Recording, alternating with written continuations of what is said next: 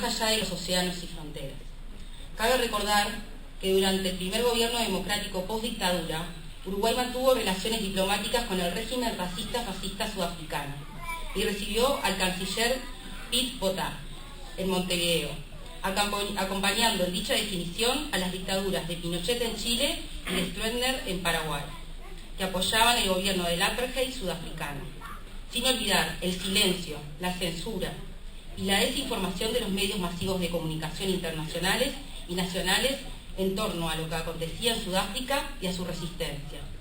Hoy día en nuestro Palacio de las Leyes es fundamental recordar que contamos con varios instrumentos jurídicos que rechazan y penalizan el racismo y la discriminación racial en todas sus manifestaciones y que promueven la convivencia armónica en una sociedad democrática. En lo nacional tenemos la Ley 17.677 sobre incitación al odio, desprecio o violencia o comisión de actos contra determinadas personas. También tenemos la Ley 17.817 sobre la lucha contra el racismo, la xenofobia y la discriminación racial. También tenemos la Ley 18.059, la Ley Nacional del Candombe, la cultura afro-uruguaya y la equidad racial. En lo internacional también tenemos leyes. El CER, la Convención Internacional sobre la Eliminación de todas las formas de discriminación racial. El Plan de Acción y la Conferencia Mundial contra el Racismo, la discriminación racial, la xenofobia y las formas conexas de intolerancia, en Durban de 2001. Convención relativa a la lucha contra las discriminaciones en la esfera de la enseñanza de 1960. El Convenio 111 de la Organización Internacional del Trabajo. La Convención Internacional contra el Apartheid en los Deportes. Y la Conferencia Mundial de los Derechos Humanos. Sin embargo, pese a la gran variedad de leyes que tenemos en torno a la protección de derechos humanos, sin racismo y sin discriminación, aún queda mucho por hacer. Los y las afrodescendientes en Uruguay vivimos y convivimos diariamente con el flagelo que nos estereotipa, nos estigmatiza y nos vulnera, colocándonos en situación de desventaja social, cultural, económica y política. Por eso instamos a los legisladores que como nuestros representantes valoren y contemplen nuestras demandas específicas, concretamente apoyando el proyecto de ley sobre acciones afirmativas para afrodescendientes en el área educativa y laboral, que está en discusión y estudio en la Comisión de Población.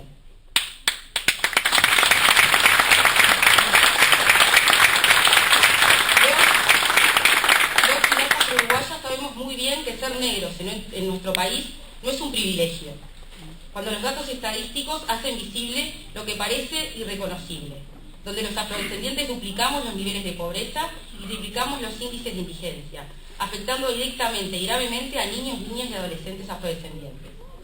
Con una desvinculación y abandono temprano del sistema educativo, producto no solo de la pobreza, sino también de las situaciones de discriminación racial que viven los y las jóvenes afrodescendientes en las instituciones educativas, en el país de Varela. El ingreso temprano al mercado laboral caracteriza una población que trabaja en condición de multiempleo, subempleo, bajos salarios, de poca calificación y poco poder de decisión, donde el desempleo es moneda corriente, acentuándose en las mujeres afrodescendientes más jóvenes.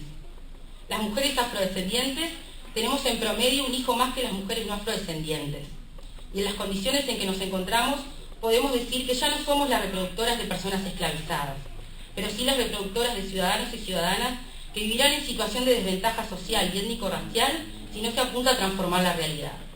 Los afrodescendientes en Uruguay tenemos una salud endeble, con una esperanza de vida menor que el resto de la población. La situación de vulnerabilidad social, económica, sumado al estrés y la violencia racista a la que estamos expuestos diariamente, son agravantes para el desarrollo de una vida plena, de calidad y saludable. Ya lo decía el querido activista Agapito Pocho Carrizo en el diario La Hora Popular, haciendo un paralelismo con lo que sucedía en Sudáfrica, denunciando que en Uruguay también existe el apartheid.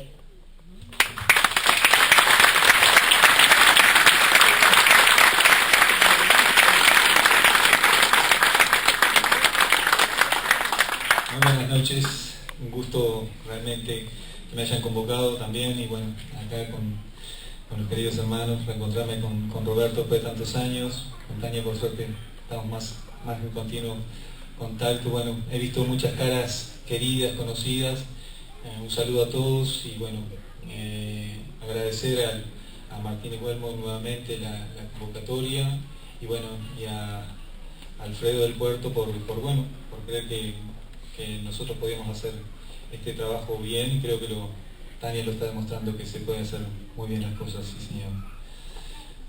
Me toca leer el final. Las conmemoraciones y reconocimientos a Mandela ya tienen su historia. Desde el movimiento afro organizado fueron varias las manifestaciones de repudio al apartheid y de apoyo y respaldo a la lucha de un líder que ha sido y es referencia y orgullo negro. Organizaciones como Amandla, con Agapito Pocho Carrizo, Miguel Ángel Herrera, Chavela Ramírez y tantos otros, Mundo Afro, Axum, Manuel Villa, con su Bahía Blanchard, denunciaban los actos de fascismo institucionalizado que afectaban a nuestros hermanos y hermanas sudafricanos con resonancia y repercusión a nivel mundial. También hubo músicos como Alpha Blondy, africano, como Pablo Milanés, cubano, como Eddie Grant, con Gimme Hope Johanna o Viviendo en la Frontera, que hicieron visible la situación en Sudáfrica. Hubo pensadores norteamericanos, británicos, cubanos, latinoamericanos del sur, que también hicieron posible que se diera a conocer a nivel internacional la tremenda situación en Sudáfrica. Hubo pensadores y activistas como Steven Bantu Biko en Sudáfrica, que dará su vida a los 30 años torturado por la causa del pueblo negro sudafricano. En nuestro país, el sonar de los tambores, del cordón, de Ancina, así como canciones como África es mi cantar, de Eduardo Daluz, cuando en la comparsa Vivir en el año 85, reivindicaban que los tambores no se tocan sin razón y que la resistencia y solidaridad con el pueblo sudafricano se hacía presente desde aquí. También el querido Oscar Cacho Lavandera con su No Podrán Mandela también hizo mucha difusión con respecto a la figura de Nelson Mandela. Actos multitudinarios como el del Teatro del Galpón, cuando no cantamos como lo cantó hermosamente el coro de Afrogama, pero sí escuchamos el Nkosi Sikeleli África, y allí escuchamos las palabras de la hermana querida, que por suerte anda por aquí, Cristina Rodríguez Cabral, que allí también se hacía la reivindicación cuando se había liberado a Mandela en el año 90. También se le otorgó en el Uruguay el reconocimiento honoris causa por la Universidad de la República y Mundo Afro. Fueron estas algunas de las cuestiones que se fueron dando, pero también me cabe decir, porque me marcó mi vida, que con Mundo Afro publicamos el libro Sudáfrica y Nelson Mandela en el año 91, y bueno, nunca será suficiente el agradecimiento para Beta Ramírez, para Alicia Esquivel, para Romero Rodríguez, que confiaron en que ese trabajo se publicara. Estas fueron algunas de las tantas acciones de gran parte de activistas y ciudadanos afrodescendientes para hacer evidente que así como el racismo ideológica y pragmáticamente no se agotó con la abolición de la esclavitud, nuestra resistencia y lucha por erradicarlo tampoco, y que la influencia del pensamiento y acción de Nelson Mandela aún son fuente de inspiración y motivación para no dejarnos vencer.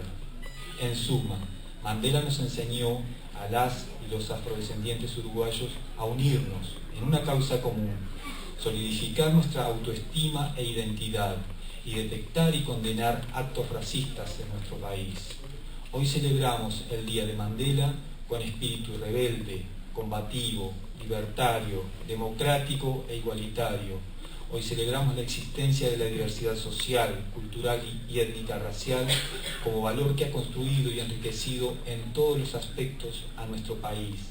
Reivindicamos que la ciudadanía afrodescendiente está en construcción y que la responsabilidad del Estado para la creación de una sociedad igualitaria en derechos, equitativa en oportunidades y libre de racismo, discriminación racial y toda forma conexa de intolerancia es menester para vivir en una sociedad mundial de paz, solidaridad y de armonía multicultural y multiétnica, los valores y principios más importantes por los que Mandela luchó, lucha y vive. Muchas gracias.